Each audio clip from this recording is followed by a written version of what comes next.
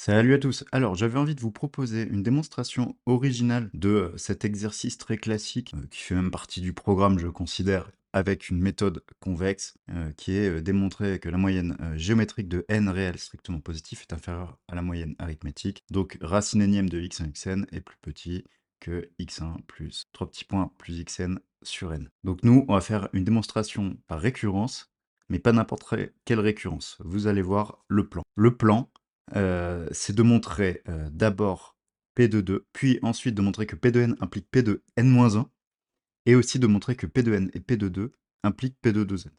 Tous ces éléments-là, je vous laisse y réfléchir un petit peu, nous permettront de conclure. On refera un petit bilan à la fin pour voir pourquoi ça nous permet de conclure. Bien sûr, ce n'est pas la démonstration classique qui est par convexité, mais je trouvais ça intéressant, ce raisonnement un peu original qui pourrait ressortir dans des exos hyper complexes en se disant voilà, on va faire une récurrence chelou. Ça arrive, j'imagine qu'on vous le préciserez ou qu'on vous le donnera en indication au bout d'un moment. Mais voilà, on est là aussi pour faire de l'originalité, donc c'est parti. Mais avant de commencer, je vous donne la petite stat habituelle qui est que vous êtes en ce moment 71% à regarder les vidéos sans être abonné. Alors, je vous remercie beaucoup pour ça parce que ça veut dire que vous êtes de plus en plus nombreux à découvrir la chaîne et vous êtes de plus en plus nombreux à vous abonner. Mais je ne peux que vous suggérer de vous abonner. Donc, on commence par P de 2. Donc, il faut montrer que racine de AB ou racine de x1, x2 est plus petit que a plus b sur 2. Et la technique qui va bien là-dessus, c'est tout simplement de partir de racine de a moins racine de b au carré. Ce truc-là, c'est positif si a est différent de b, et c'est nul si a égale b, ce qui nous donnera notre cas d'égalité. Donc de manière générale, c'est supérieur ou égal à 0. Donc a plus b moins 2 racines de ab, on développe tout simplement cette identité remarquable, c'est supérieur ou égal à 0. On passe le 2 racines de AB de l'autre côté, on divise par 2, ça nous donne racine de AB plus petit que A plus B sur 2, avec directement le cas d'égalité, qui est donc égal si A égale B. À chaque fois, on va bien se garder le cas d'égalité pour être sûr de le conserver partout. On passe maintenant à la suite, on montre que P de n implique P de n-1. Donc on prend un n appartenant à grand N tel que P de n est vrai, comme pour une récurrence classique. On a alors, de manière générale, pour des x1, xn strictement positifs, racine énième de x1, xn est plus petit que la moyenne arithmétique. Ce qui fait que, maintenant, si je prends n-1 réel strictement positif, je vais partir de leur produit sans la racine énième. Donc j'ai x1 jusqu'à xn-1. Ça, c'est égal à la même chose, mais en faisant fois xn sur xn. Et ensuite, je prends pas n'importe quel xn, je prends xn égale la moyenne arithmétique de ces n-1 réels strictement positifs que j'ai pris. Ensuite, comme j'ai ce produit x1, xn-1, même fois xn, je vais utiliser l'inégalité arithmético-géométrique là-dessus, que j'ai par hypothèse de récurrence. Je garde le 1 sur xn en facteur, ce qui fait que j'ai donc x1 jusqu'à xn, qui est plus petit que x1 plus 3 petits points plus xn-1 plus xn sur n, le tout à la puissance n, parce que j'ai pas mis de racine énième à gauche. Je garde le 1 sur xn devant en facteur. Ensuite, je remplace tout. 1 sur xn, c'est la moyenne arithmétique des n-1 premiers, mais dont on a pris l'inverse. Donc ça donne ça. Pareil, le xn, je le remplace aussi. L'étape d'après, assez naturelle, c'est de tout mettre au même dénominateur. Donc des x1 plus 3 petits points plus xn-1, j'en ai combien? J'en ai 1 sur n-1 plus 1. Et 1 plus 1 sur n-1, ça fait n sur n-1. Donc je vais le mettre devant. Ce qui me fait n sur n-1, x1 plus 3 petits points plus xn-1. Bon, j'ai un n ici, j'ai un n ici, je vais les simplifier. Et du coup, ici au dénominateur, je vais mettre n-1. Donc, je vais avoir ceci. Ensuite, des x1 plus 3 petits points plus xn-1 sur n-1, j'en ai 1 à la puissance n et 1 à la puissance moins 1. Donc en fait, j'ai la puissance n-1. Ce qui fait que c'est bon, j'ai obtenu le résultat que je voulais.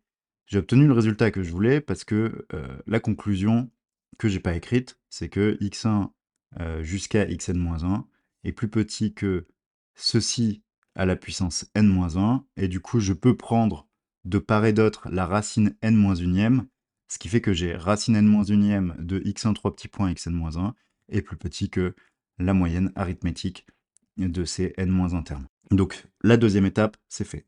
On n'oublie pas le cas d'égalité. Le cas d'égalité, on l'obtient surtout ici, et ça nous dit donc que x1 doit être égal à x2 jusqu'à xn-1, et aussi égal à xn.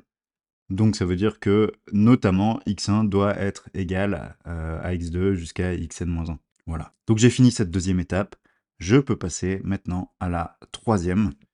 Et cette troisième étape, c'est donc P de 2 et P de n implique P de 2n.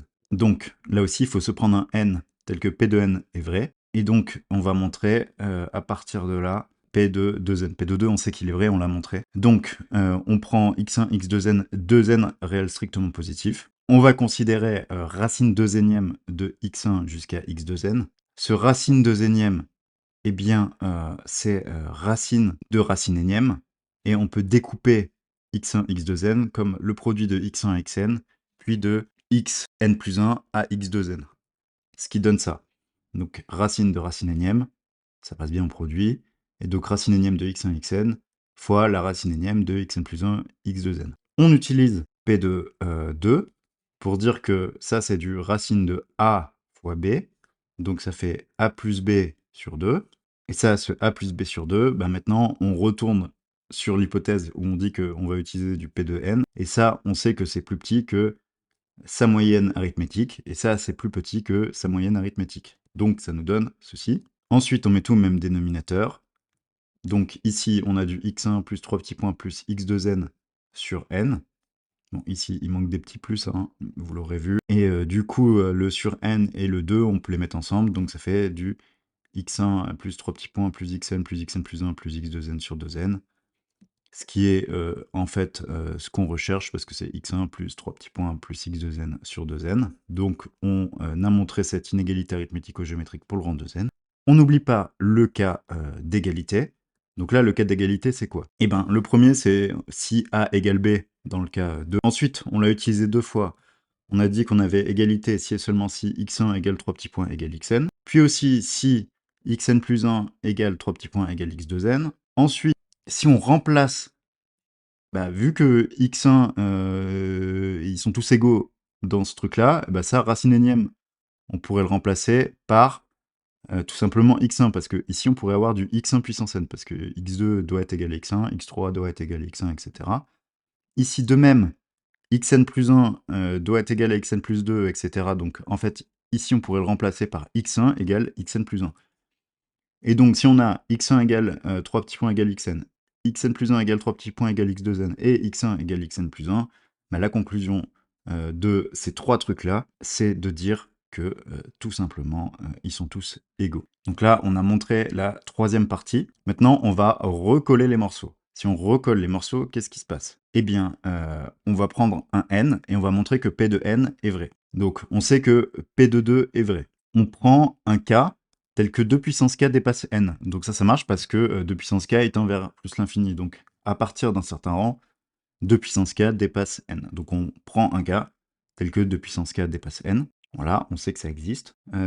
Si P de 2 est vrai, P de 4 est vrai, P de 8 est vrai, donc en fait, par récurrence finalement, P de 2 puissance k est vrai. Ensuite, on sait que quand c'est vrai pour un cran, c'est vrai pour le cran d'en dessous. Donc, comme 2 puissance k, il dépasse n, on peut l'écrire 2 puissance k moins 2 puissance k moins n, c'est-à-dire 2 puissance k moins le nombre de crans qu'il y a entre n et 2 puissance k. Et donc, vu que P de 2 puissance k est vrai, P de 2 puissance k moins 1 est vrai, P de 2 puissance k moins 2 est vrai, etc., par récurrence là aussi finalement, on en déduit que P de n est vrai.